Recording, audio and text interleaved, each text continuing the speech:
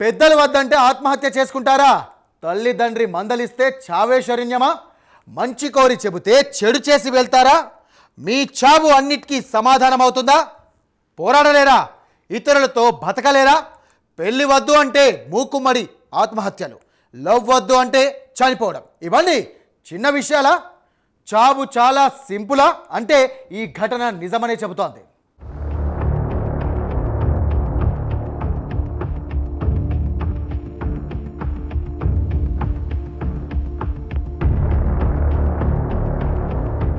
ప్రేమ పెళ్లి వద్దన్నారు, తప్పని చెప్పారు, అంతే.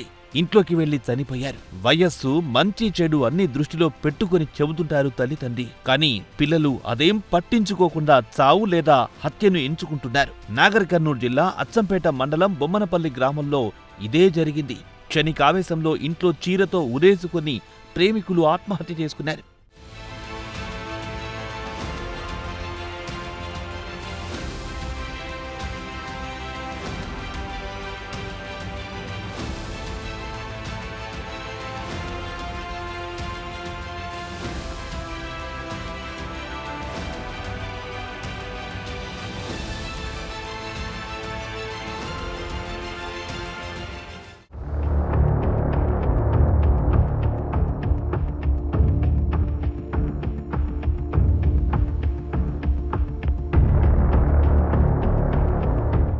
బొమ్మనపల్లి గ్రామానికి చెందిన దాసరి ప్రసాద్ అనే యువకుడు పదర మండలం చిట్లంకుంట గ్రామానికి చెందిన సువర్ణలు ప్రేమించుకున్నారు. వీరి కులాలు కలిశాయి, మనసులు కలిశాయి. దీంతో ప్రేమలో పడ్డారు. ఒక్కటవ్వాలనుకున్నారు.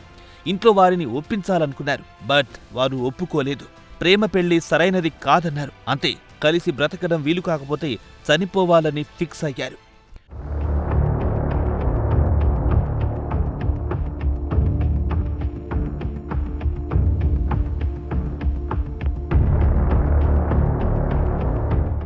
రీసెంట్ గా అమ్మాయి అబ్బాయి ఇంటికి రావడంతో అమ్మాయి తల్లిదండ్రులు అబ్బాయిని మందలించారు. ఈ క్రమంలో ఇరువురు మనస్తాపానికి గురయ్యారు.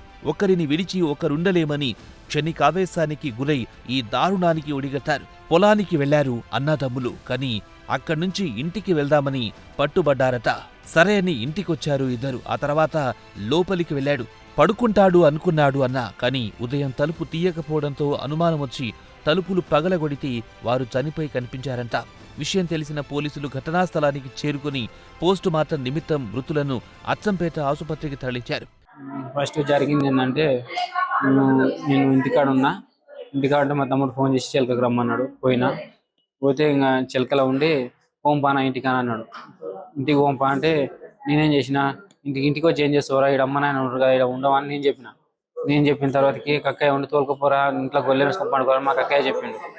మా కక్కయ్య చెప్పిన తర్వాతకి సరే పా అని చెప్పి నేను ఇంకా తోలుకొని పోయినా సార్. ఇంటికి పోయినాక నాకు జెర్సేపు ఇంట్లో తలుపు పెట్టుకున్నారు. తలుపు పెట్టినాక నేను వాని కోసం బయట నిలబడి ఫోన్ మాట్లాడుకుంటూ తిరుగుతున్నా. వాని కోసం వాడికి ఇట్లా అన్న మన తాత అన్న అన్నాడు.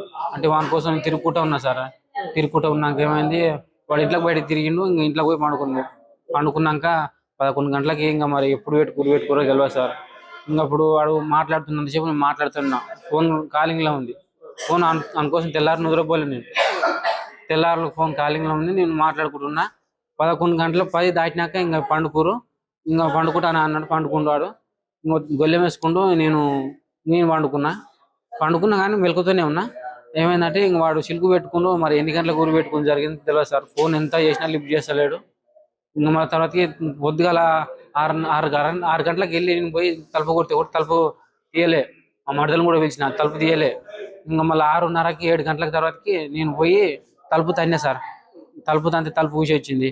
మంచం మీద చూస్తే మంచమే లేరు, మంచం కింద చూస్తే మంచం కింద లేరు. బయట లోపలికి వెళ్ళి చూస్తే పైన ఊరి పెట్టుకున్నారు సార్.